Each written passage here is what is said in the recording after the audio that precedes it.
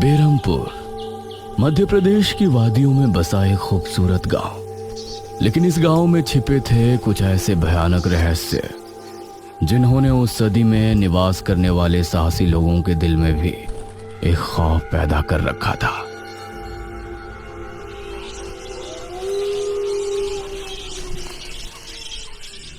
आज तो बहुत दिनों के बाद मित्रों से मिलना हो रहा है, बहुत आनंद आएगा। अरे मदन, कहाँ जा रहा है इस समय? पिताजी, मेरे मित्रों से इतने दिनों बाद मिलना हो रहा है। वो सुबह होने पर वापस नगर चले जाएंगे। अरे तुझे पता नहीं क्या, आज शनिवार की रात है। आज के दिन निशिर मोलो गांव में घूमते हैं। पिताजी, चाहे निशिर मोलो आए या नरकासुर, मुझे आज मेरे मित्रों से मिलने से कोई नहीं रोक सकता। ठीक है, लेकिन ध्यान रहे, जैसे ही तुमको उनके कदमों की आहट सुनाई दे और उनका वो मंत्र जिसको वो दोहराते हुए आगे बढ़ते हैं, तो उन्हें बिना देखे किसी ऐसी जगह छिप जाना जहां से ना वो तुमको देख सके ना तुम उनको। और जब तक उनकी आवाज आना बंद ना हो जाए, उनके सामने नहीं आना। वो 4 भयानक आदमी होते हैं जो अपने कंधों पर एक ताबूत को उठाए होते हैं, और अगर कोई उन्हें देख ले तो वो जिंदा नहीं बचता। मुझे पता है पिताजी, अब मैं चलता हूँ। यह कहकर मदन घर से निकल गया, लेकिन उसके पिता के चेहरे पर उसकी फिक्र साफ नजर आ रही थी। निशिर मोलो आ जाएंगे और साथ ले जाएंगे। ऐसा लगता है कि हमारे गांव के लोग अभी भी दूसरी सदी में जी रहे हैं। वो तेज तेज कदमों के साथ आगे बढ़ रहा था। कुछ देर बाद उसे जंगल की तरफ एक पगडंडी वाला रास्ता नजर आया। यहां से जाऊंगा तो जल्दी पहुंच जाऊंगा, यहीं से आगे बढ़ता हूं। बिना ज्यादा सोचे वो जंगल के अंदर बने उस पगडंडी वाले रास्ते पर आगे बढ़ गया।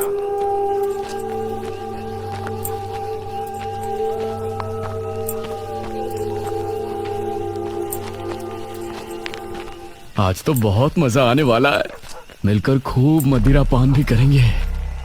तभी उसे भारी कदमों की आहटों के साथ कुछ आवाजें सुनाई देने लगी। इन आहटों और आवाजों को सुनकर वह एकदम से चौंक पड़ा और उसकी आंखें डर से बड़ी हो गईं।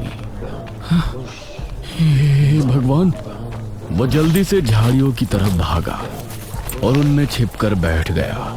वो झाड़ियों की ऊंट में बैठा लंबी लंबी सांस ले रहा था। वो आवाजें अब और ज्यादा साफ होने लगी थी।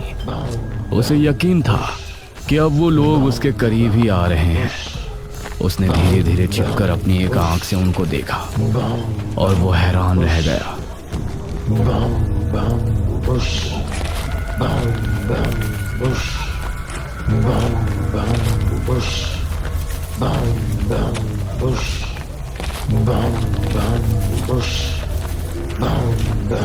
हे भगवान, मैंने इन्हें देख लिया।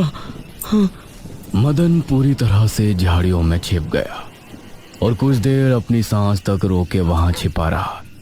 फिर उसने धीरे से झांक कर देखा तो अब वो लोग कहीं नजर नहीं आ रहे थे। हाँ, लगता है चले गए। वो वहां से निकला और दोनों तरफ देखा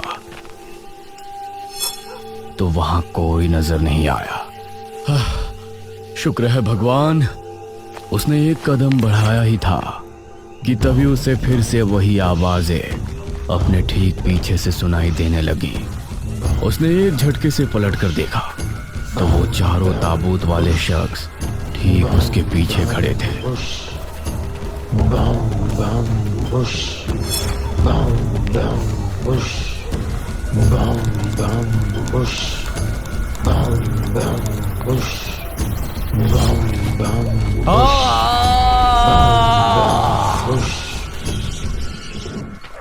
इस तरफ जब देर रात भी मदन वापस नहीं लौटा तो उसके पिता को उसकी चिंता होने लगी।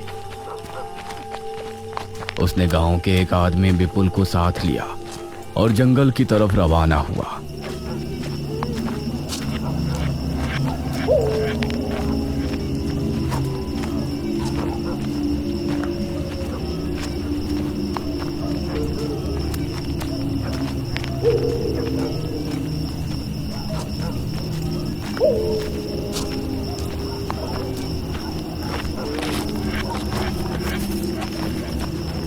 काफी देर बाद एक बरगद के पेड़ के पास जाकर उनके कदम रुक गए और आंखें खौफ से फट पड़ी। उन्होंने मदन को रहस्यमयी परिस्थिति में पाया।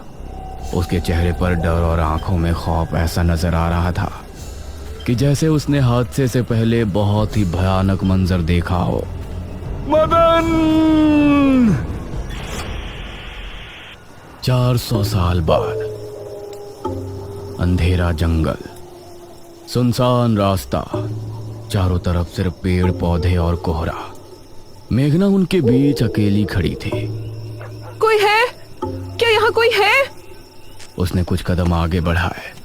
उसके सवाल का कोई जवाब तो उसे नहीं मिला, लेकिन कुछ टपकने की टप टप की आवाज अब उसे बराबर आ रही थी। मैं यहाँ क्या कर रही हूँ? कौन लाया है मुझे यहाँ पर? वो खुद को वहां पाकर बहुत परेशान थी। तभी उसने देखा कि कोई चीज उड़ती हुई उसी की तरफ आ रही है। वो उसे हैरानी से देखने लगी। पास आने पर पता चला कि वो कोई विशालकाय भयानक पक्षी था। बचाओ! मेघना उससे बुरी तरह से डरकर भागने लगी और वो उसका पीछा कर रहा था। मेघना ने उसे पीछे पलटकर देखा तो वो उसको पकड़ने ही वाला था, लेकिन तभी मेघना एक पेड़ से टकराई। उसने देखा कि उस पेड़ से हरे रंग का पानी टपक कर नीचे गिर रहा था। मेघना उस हरे पानी को गौर से देख रही थी। तभी अरे ओ मेघना, उठ जा यार, कब तक सोएगी? मेघना आंखें मलते हुए नींद से जागी। उसने देखा कि सुबह के 9 बज चुके थे। ओह शिट, हम तो लेट हो गए। तूने मुझे उठाया क्यों नहीं? मेघना अपनी एक पार्टनर इशिता के साथ दिल्ली में रह रही थी, जहां वो एक लैब में काम किया करती थी। दोनों ने साथ नाश्ता किया और फिर तैयार होकर अपनी लैब के लिए निकल गई।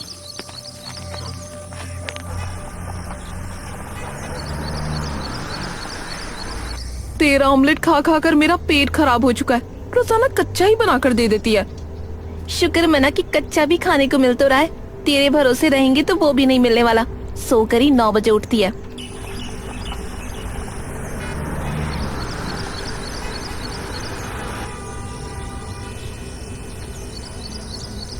ये दोनों लैब में पहुंची और वहां जाते ही इशिता के पास प्रोफेसर जयदेव की कॉल आई। तुम दोनों ने इस बार बहुत समय ले लिया है। जो एंटीडोट बनाने का काम तुमको दिया था वो पूरा करोगे या नहीं? प्रोफेसर साहब, बस ये समझ लीजिए कि काम होने ही वाला है। आप हमें 3 दिन का समय और दीजिए। ये कहकर उसने कॉल काट दिया। तो इतने दिनों से प्रोफेसर को घुमा रही है, आखिर तू ये एंटीडोट तैयार करेगी कैसे?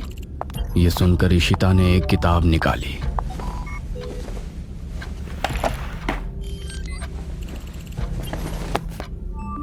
यार देख ये किताब, इसमें बहुत से ऐसे लिक्विड के बारे में लिखा है जिनकी कहानी पुरानी दंत कथाओं और लोक कथाओं से जुड़ी है।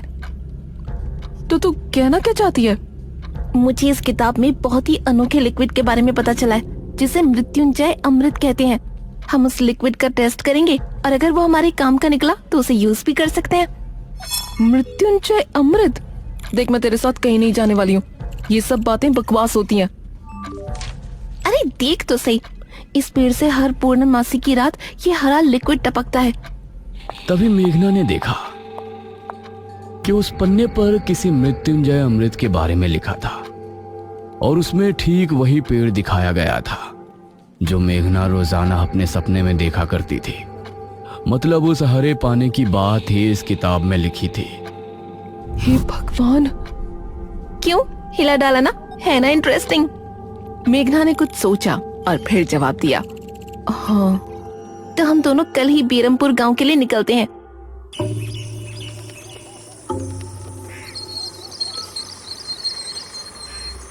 ये दोनों अगली सुबह ही बस से बेरमपुर के लिए निकल गई।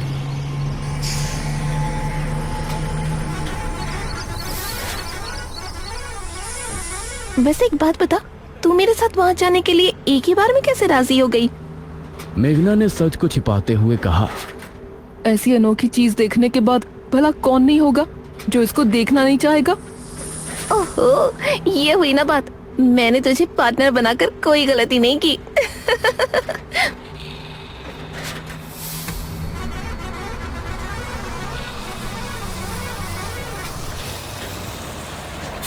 ये दोनों 5 घंटे के सफर के बाद एक जगह उतरी। इनके ठीक सामने एक बड़ा सा गेट था जिस पर नाम लिखा था बेरमपुर। इशिता और मेघना ने जैसे ही गेट के अंदर कदम रखा तो अचानक से मौसम बदला। सूरज मानो बादलों के पीछे छिप गया और एक हवा अपने साथ आंधी ले आई। अरे वाह, गांव का मौसम तो बहुत ठंडा है। इधर गांव के लोग भी अचानक बदलते मौसम को देखकर हैरान रह गए। अरे ये क्या, अभी तक तो काफी गर्मी थी, ये अचानक आंधी कहां से आ गई? मुखिया जी, लगता है बारिश भी जरूर आएगी। इधर मेघना और इशिता दोनों ही गांव की तरफ बढ़ रही थी। यार, ये गांव के लोग ठीक तो होंगे ना? गांव के लोग तो ठीक ही होते हैं, अजीब तो हम शहर वाले होते हैं। ये बात तो तूने बिल्कुल पते की कही। इशिता और मेघना दोनों गांव के चौक पर पहुंची। वहां एक कुआं भी था और वहीं मुखिया भी 2 आदमियों के साथ खड़ा था। अरे बच्चियों, तुम दोनों कौन हो? अब नमस्ते जी, मेरा नाम इशिता है और ये है मेरी दोस्त मेघना। अच्छा बेटा, वैसे हमारे गांव में किस वजह से आना हुआ? वो असल में वो अंकल, हम लोगों को अपनी स्टडी के लिए 5 गांवों के बारे में लिखना है, इसलिए हम लोग यहाँ आए हैं। इसके बाद और 4 गांवों में जाएंगे। ओह अच्छा, फिर तो ठीक है बच्चों, हम तुम्हारी जितनी हो सके उतनी मदद करेंगे। जी अंकल, क्या हमें यहाँ कुछ दिन के लिए रहने के लिए कोई घर मिलेगा किराए पर? अरे बच्चों, तुमको किराए की घर की क्या जरूरत है? तुम दोनों जब तक चाहो मेरे ही घर में रह सकती हो। ठकुराइन वैसे भी लड़कियों से बहुत प्यार करती है। जी शुक्रिया अंकल।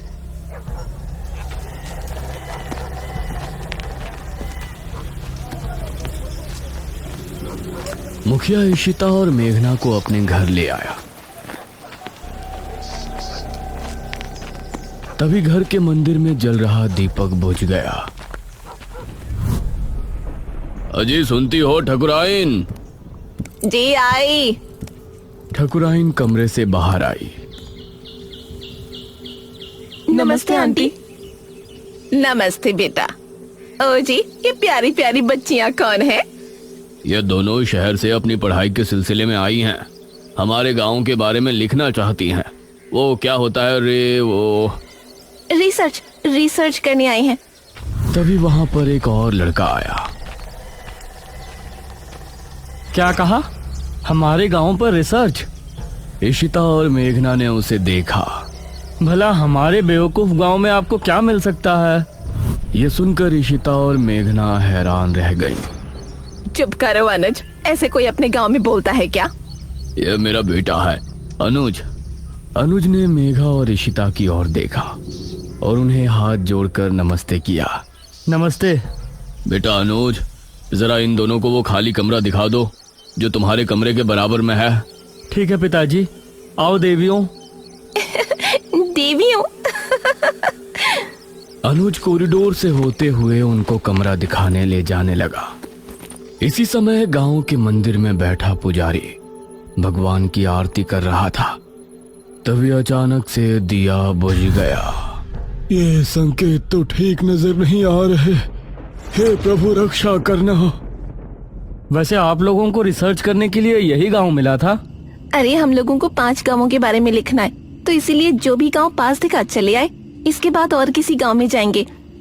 अच्छा, वैसे यहाँ कुछ ऐसा है जो कि रहस्यमय या ऐतिहासिक हो?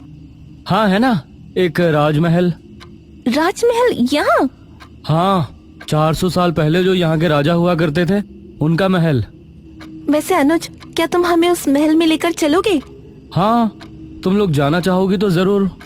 तो ठीक है, रात को जब सब सो जाएंगे तो हमें वहाँ ले चलना।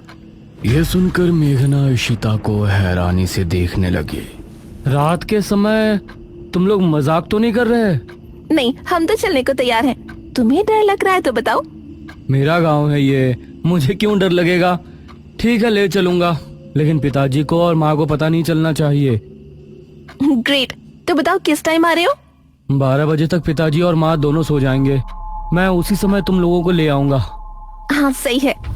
ये कहकर अनुज ने उन्हें कमरे में छोड़ा और वहां से चला गया। ये क्या? हम तो उस मृत्युंजय अमृत के बारे में पता करने आए थे ना। अब हम ये राजमहल क्यों जा रहे हैं? अरे उसको सीधा पूछते तो उसे शक हो जाता ना। आज हम राजमहल चलते हैं और फिर कल उसे जंगल जाने को कहेंगे और वहाँ जाकर बातों ही बातों में उसे मृत्युंजय अमृत के बारे में पूछेंगे। ये सही है। इस तरफ गांव के लोग मौसम के बदलती ठंड से बहुत हैरान थे। पुजारी बार बार आसमान की तरफ देख रहा था, जहां उसे काला अंधेरा इधर उधर घूमता हुआ नजर आ रहा था। करीब 12 बजे जब मुखिया और उसकी पत्नी गहरी नींद में थे तो अनुज कमरे से निकला। अरे लगता है आ गया। इशिता ने उठकर दरवाजा खोला। हाय अनुज। तुम लोग तैयार हो? हाँ चलो, हम तो रेडी हैं। तो चलो। अनुज इनको लेकर घर से निकला और इन्होंने 2 गलियां पार कर ली थी। उफ, तुम्हारे गांव में हवा इतनी ज्यादा चलती है क्या? रोज तो नहीं चलती, लेकिन शहर की 2 लड़कियों के साथ लगता है उनके शहर का प्रदूषण भी आंधी के रूप में साथ आ गया। कुछ देर चलने के बाद ये तीनों एक बड़े से राजमहल के सामने खड़े थे, जिसे देखकर मेघना को कुछ याद आने लगा। ऐसा लगता है कि इस राजमहल को मैंने पहले कहीं देखा है। ये है राजमहल राजा सूरजभान का। वाकई में काफी आलीशान है। यह कहते हुए इशिता ने अपने कैमरे में उसकी एक फोटो ली। हमें खिड़की से अंदर जाना पड़ेगा, इसका दरवाजा सालों से जाम है। ये तीनों एक खिड़की के रास्ते राजमहल में पहुंचे और वहां की हर एक चीज मेघना को जानी पहचानी लग रही थी। इस तरफ गांव में आंधी का बहाव बढ़ने लगा था। सभी अपने अपने घरों में आराम से सो रहे थे।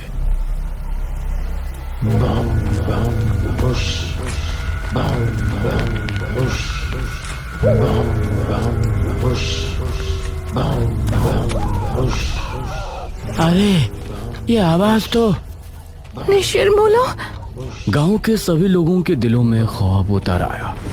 उसी समय मुखिया के कमरे में गांव का पुजारी हड़बड़ाता हुआ पहुंचा। मुखिया जी उठिए। मुखिया चौंकता हुआ नींद से जागा। क्या हुआ पुजारी जी, इतनी रात में आप? गांव में निशीर मोलो की आवाज गूंज रही है, सब बहुत डरे हुए हैं। पुजारी जी, ये कैसे हो सकता है? निशीर मोलो यहाँ कैसे आ सकते हैं? वो तो कई सालों पहले सो गए थे। जरूर कुछ ऐसा हुआ है जिससे वो जाग उठे थे। हमारा मन बहुत विचलित हो रहा है। गांव के सभी लोग अपने अपने घरों में जाग चुके थे और डरे बैठे थे। यह आवाज सभी के दिलों में खौफ पैदा कर रही थी। मेघना, इशिता और अनुज तीनों इस बात से बेखबर राजमहल में घूम रहे थे। ये कैसी आवाज है? हाँ, मैंने भी सुनी। ऐसा लग रहा था कि कोई सिपाही भारी जूतों के साथ गलियारे में चहलकदमी कर रहा है, लेकिन दूर दूर तक कोई नजर नहीं आ रहा था। उसी समय गांव के 2 आदमी संपत और कप्ता जंगल की सरहद पर बैठे हुए जुआ खेल रहे थे। अरे संपत यार, चल घर चलते हैं, अब बहुत समय हो गया। ओहो, अब तू हार रहा है तो घर चलते हैं। अरे चुपचाप पूरी बाजी खेल, इससे पहले तो मैं तुझे जाने नहीं दूंगा। हाँ। यह सुनकर कप्ता फिर से उसके साथ पत्ते बांटने लगा। उन दोनों को यह आवाज सुनाई दी। तेज आंधी की हवाओं में उनकी आंखें बहुत मुश्किल से खुल रही थी। उन दोनों ने देखा कि सामने से 4 आदमी अपने कंधों पर एक ताबूत उठाए मंत्र पढ़ते हुए चले आ रहे हैं। संपत और कप्ता इससे पहले कुछ करते, वो चारों आकर उनके सामने रुक गए। हवा का रुख थोड़ा कम हुआ। वो चारों अपनी लाल चमकती आंखों से संपत और कप्ता को घूर रहे थे। इधर इशिता, मेघना और अनुज को एक दरवाजा खोलने की तेज आवाज सुनाई दी और वो चौंक पड़े। न जाने उस दरवाजे से कौन निकला, जिसको देखकर ये तीनों चौंक पड़े। वहीं संपत और कप्ता के सामने खड़े वो चारों शख्स जो कि निशूर मोलो थे।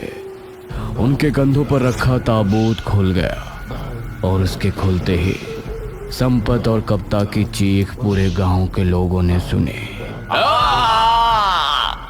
जिसे सुनकर सभी गांव के लोग डर गए। ये किसकी चीख थी जी? निशिर मोलो, ये चीख किसी अनहोनी की संकेत थी। निशिर मोलो आखिर कौन है? क्या है मृत्युंजय अमृत? और क्या संबंध है मेघना का इन सब से? इन सभी सवालों के जवाब जानने के लिए हमारे साथ जुड़े रहिए इस कहानी के अगले भाग में भी।